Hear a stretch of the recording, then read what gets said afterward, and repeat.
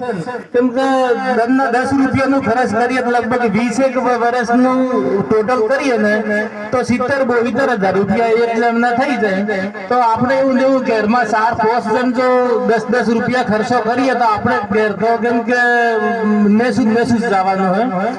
એટલે ખરેખર કોઈ સાધુ સંતો મળે એનો આપણે ખાલી મનોરંજન કરવા નહીં, હવે આપણે જીવનમાં સુધારો કરવાનો, થોડું પરિવર્તન ઘરમાં આવતું રહે ને તો આપણે સંસ્કારોથી આપણે પરિવાર સુખી થવા હે, લેકિન વ્યસનથી તો આપણે કેમ કે આખું ઘર બરબાદ જ થવાનું।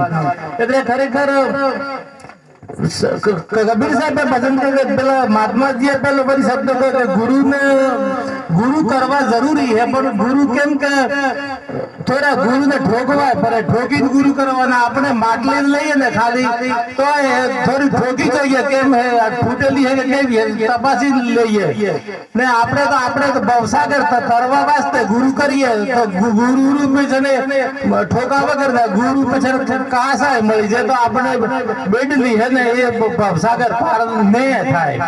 એટલે ખરેખર તો કબીર સાહેબ કહે કે मिल ना हो तो मिलजुल लीजिए यही धम का मेला है, दीपक हो तो घटी उजियाला ज्ञान गुरु मन छेला है।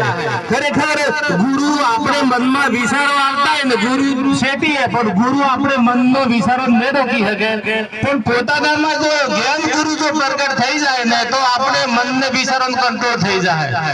એનામાં ભજનમાં આગળ જાતું કે દીપક હોય તો ઘટી ઉजियाला ज्ञान गुरु मन छेला है, सूझ पड़े तो मनुष्य शरीर नहीं तो माटी का ढेला है।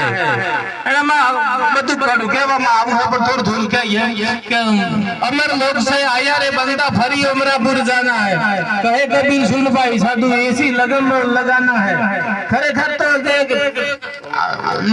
नाम सत्य, गुरु सत्य અને આપ સત્ય, तीनों सत्य प्रगटे तो विष का अमृत हो।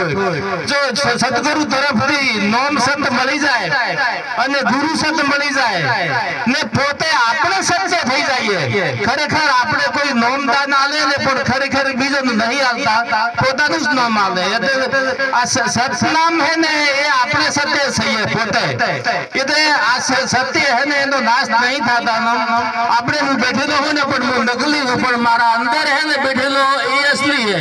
खरेखर आ तो नाश થઈ જવાનો કે કબીરે એક ભજન લખ્યું है ये मुर्दों का देश है संतो, ये मुर्दों का देश, ब्रह्मा मर गया, विष्णु मर गया, બધા પુરુષ કરણી કરી જતા રહ્યા, બધા મરી ગયા, પણ ખરેખર જે અવિનાશી है ને એ ઓળખી લેવાનો।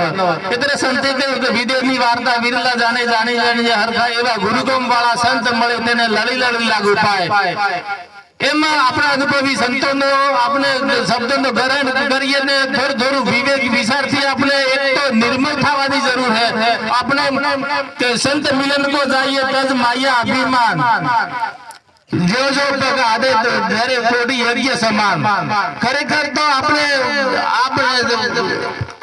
અભિમાન ને માન ને ઈર્ષા ને બધું ત્યાગ કરીએ ને તો જ આપણે ભજનમાં આપ બેઠેલા કલ્યાણ થાય। આપણે જબ લગ આપણે નિર્મલ ન થાવ ને તો લગ આપણે જીવનમાં સુધારો ન થાય। બસ ઘણા પુરુષો બેઠેલા ઇંગ્લિશ વાન વિરામ કરું, બોલીએ સદગુરુ દેવ કી જય, સતનામ સાહેબ કી જય। કણવા ભક્ત મંડળ ભાઈ